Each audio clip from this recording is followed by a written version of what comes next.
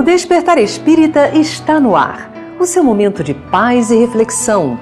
Um olhar atento sobre temas da atualidade que interferem em nossa vida. E um estudo dos conceitos básicos da doutrina espírita.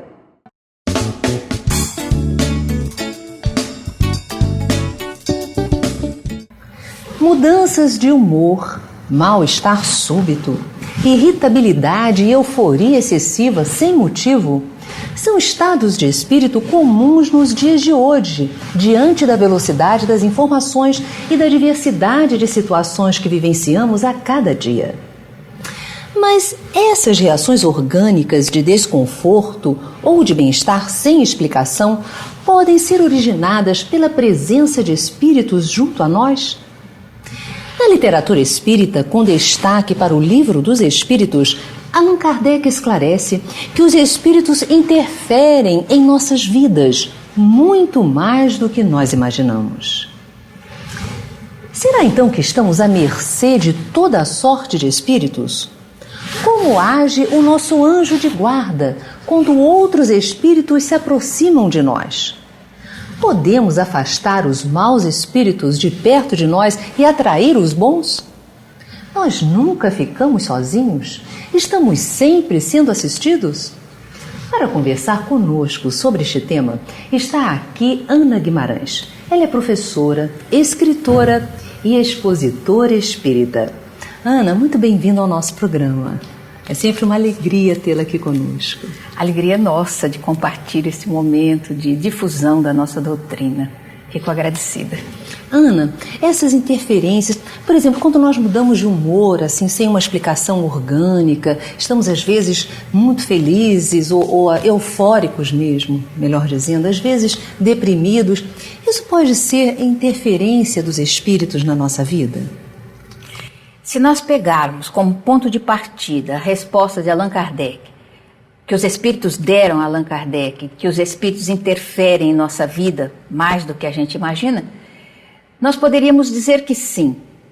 Digamos que seja 60% nós, 40% deles, ou vice-versa, também não tem importância. A questão é que estamos sempre conectados, via mental, pensamento. Então nós percebemos que a palavra, por exemplo, perturbação, que geralmente gera uma sensação de desconforto na pessoa que ouve, não é uma ofensa absolutamente, porque no comum nosso estamos perturbados pelo teor mental, pelos pensamentos que nos visitam, pelo tipo de conversação que comumente a gente mantém quando estamos comentando desagradavelmente sobre alguém, quando estamos sentindo uma sensação de ciúme, que é uma coisa desagradável, perturbativa, quando há inveja de permeio, sempre quando há uma situação desagradável, nós temos companhias. Da mesma forma, uma situação agradável também gera a presença dos espíritos bons, porque em realidade eles precisam de nós, da nossa interferência, da nossa participação nos eventos consoladores que a doutrina espírita veio trazer. Então, os nossos pensamentos e a nossa conversação pode perfeitamente dar à criatura a noção exata do tipo de companhia que ela está tendo. Uma conversa desagradável e que não constrói, as presenças são desagradáveis igualmente. Uma palavra construtiva que esteja colaborando, auxiliando no processo de crescimento de outras pessoas ou do clima que nos envolve, a presença é positiva. Nós acabamos estando à mercê, então, de qualquer tipo de entidades, de espíritos? Aí nessa hora o livre-arbítrio funciona e muito bem, porque se nós mantemos um clima mental sempre elevado, buscando a oração constante, as conversações construtivas, nós vamos atrair para nós espíritos amigos e eles não violentam o nosso livre-arbítrio, eles não penetram o nosso pensamento, eles são éticos, os espíritos bons. Mas quando o comportamento mental é de baixo nível, aí as companhias são deletérias. E os malfeitores não respeitam a nossa liberdade nem a nossa privacidade. Então nós estamos à mercê. Como agem os nossos anjos de guarda quando percebem que nós estamos com o pensamento perturbado, ou então falando palavras, ou com uma lógica mental desequilibrada e estamos atraindo entidades afins? Eles nos respeitam. Em todos os sentidos, eles têm um respeito muito grande pela nossa liberdade de ação. A função deles é incentivar o aspecto positivo e alertar para o aspecto negativo. Quando nós estamos escorregando para o negativo, eles nos alertam. São pensamentos fortuitos, são lembranças que chegam, alguém que nos chama atenção para nos tirar daquele caminho. Mas se nós insistimos, eles nos deixam à vontade.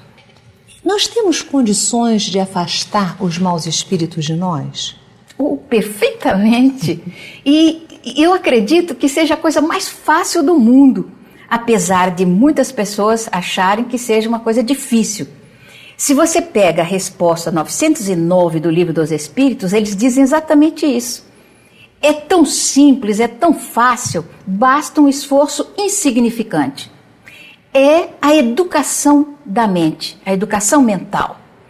Então, se nós nos voltamos para o estudo, para decorar alguma coisa boa, um poema de Alta de Souza, de Maria Dolores, ou uma música que eleve a alma, e a gente prenda o pensamento naquilo, nós estamos educando. Quando buscamos a oração, e a oração não é apenas a construção verbal, mas é o sentimento que está nos animando, isso nos eleva também. E à medida que nos elevamos, os espíritos amigos chegam. E eles mantêm a respeitabilidade do ambiente onde a gente se encontra. Então não é tão difícil assim, é uma questão de educação. Certo. Agora, Ana, existe uma diferença entre você estar em sintonia com entidades no momento que não estão, porque você está perturbado, você acabou sintonizando com entidades que não estão bem. Agora, existe uma diferença desse sentido para a obsessão, que é algo que já está estabelecido? Você pode conversar conosco sobre esse assunto? A diferença de uma interferência espiritual negativa para um processo obsessivo?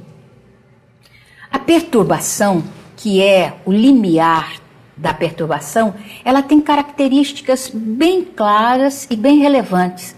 A gente não presta atenção nisso, mas pode começar a prestar. O mal-estar súbito que chega e normalmente o mal-estar ele vai evoluir para um determinado sintoma. Você está com mal-estar e evolui para uma gripe ou para uma outra enfermidade. Ou então aquele mal-estar que você sente e é desagradável, você não sabe dimensionar exatamente o que seja, depois ele desaparece. Muitas vezes isso representa uma presença negativa. E isso é um estágio, talvez o primeiro. No segundo estágio, uma outra questão que acontece tão comumente e a gente não valoriza, pelo contrário, até apresenta com naturalidade, e é um aspecto perturbativo. O mau humor matinal. Isso é um sintoma bem característico. Porque se você está acordando, você está voltando do mundo espiritual e está zangado, aborrecida, atormentado, isso diz respeito a quê? Um estado perturbativo. Você esteve num local deletério, desagradável e voltou com a psicosfera lotada desses miasmas característicos de locais que são o submundo. Então, o mal-estar matinal, ele é uma característica perturbativa bem clara, que já é mais um passo para a obsessão. Se você mantém esse mau humor e não trabalha, não procura uma terapia para isso, que as pessoas acham muito comum, as pessoas dizem, hoje eu estou mal-humorado. Para espírito quer dizer, hoje eu estou muito perturbado. Então, esse mau humor, ele vai crescendo e vai entrando para a irritabilidade, que é outra coisa que a gente encara com naturalidade. Fala, eu já estou irritado, como se isso fosse a coisa mais bonitinha da paróquia. Não é. Quer dizer, eu estou irritado, eu estou mais perturbado ainda do que já estive no passado. É a irritação, é o terceiro estágio da perturbação, se acentuando. Daí você parte ou evolui para a agressividade. E aquela sensação de que você está sendo perseguido por todo mundo. Qualquer coisa que se diga, você reage com violência, porque você está armado, você já está bem nos braços da obsessão e não se apercebe disso. Então, estão me perseguindo, estão falando mal de mim, alguém está me olhando de uma forma negativa, de uma forma desagradável. Aí você já está bem à beira do precipício. Aí então já penetra nos campos do afastamento de todos, o ensimesmamento, o temor de que esteja sendo perseguido, que alguém já está entrando no campo da obsessão. Então, se nós observamos o mal-estar que não evolui para nenhum sintoma, o mau humor matinal que não tem nenhuma razão de ser, porque se você esteve em companhia agradável, você vai despertar feliz. E se você desperta zangado, é porque a companhia foi negativa. Aí a irritabilidade e a agressividade. Aí o próximo passo é a obsessão. Certo, isso é muito interessante para nós avaliarmos, né? Para nós refletirmos. Ana, o que a casa espírita pode nos trazer para nos auxiliar nesse processo? O esclarecimento. Mas não é esse esclarecimento das palestras fantásticas, bonitas, lindas que as pessoas fazem, mas é essa conversação que elucida, que esclarece. É como o educandário que o Dr. Bezerra diz. Então nós vamos conversar sobre obsessão, mas conversar mesmo, esclarecendo. O que se nota é que o espírita, ele não sabe explicar os fundamentos da nossa doutrina. Por exemplo, você acredita na imortalidade da alma? A resposta é taxativa. Claro, eu creio. Por que você crê? Aí não tem fundamento.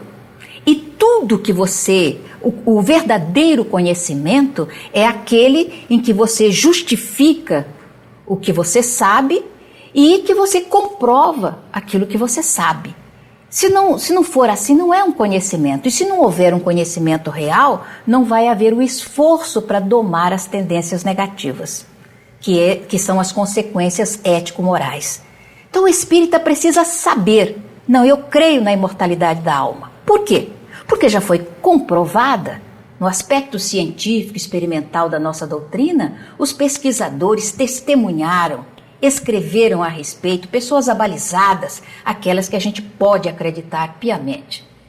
Então isso vem comprovar, como as bactérias, que a gente nunca viu, mas sabe que existem porque foram comprovadas pelos cientistas. A doutrina também apresenta a mesma comprovação. E aí nós vamos justificar por que a gente crê, por que a gente acredita, porque a gente conhece. Da mesma forma, é a reencarnação. Você acredita? Acredito. Por que você acredita? A gente não pode ter uma vida só. E daí? E o fundamento? Onde é que fica? Então você acredita porque não pode ter uma vida só, mas comete os mesmos erros que cometeu nas outras encarnações também. Porque, na verdade, não existe uma visão real da coisa, objetiva. Então eu creio na reencarnação. Eu não apenas creio, eu tenho certeza. E por essa razão, como eu desejo, no próximo ano, estar num estágio melhor do que eu estou agora, então eu vou fazer um esforço maior para domar as tendências negativas. Estudar mais e aplicar mais o aprendizado.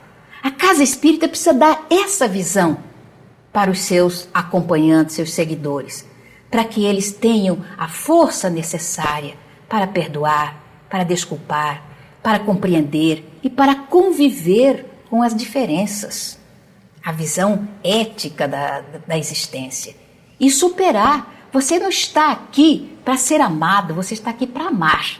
E se no caminho do amor você consegue ser amado também, graças a Deus, que coisa boa. Muito bom. Suas palavras finais, Ana. É uma alegria muito grande estar aqui com vocês novamente nesse programa que nós acompanhamos durante tantos anos e que era muito querido do Seu Guimarães. Então nós deixamos para os companheiros essa visão da doutrina espírita, crescer sempre, procurando, através do conhecimento, do estudo sistemático da nossa doutrina, de uma convivência harmônica com os companheiros e através da verificação constante do comportamento íntimo para a melhoria de tudo.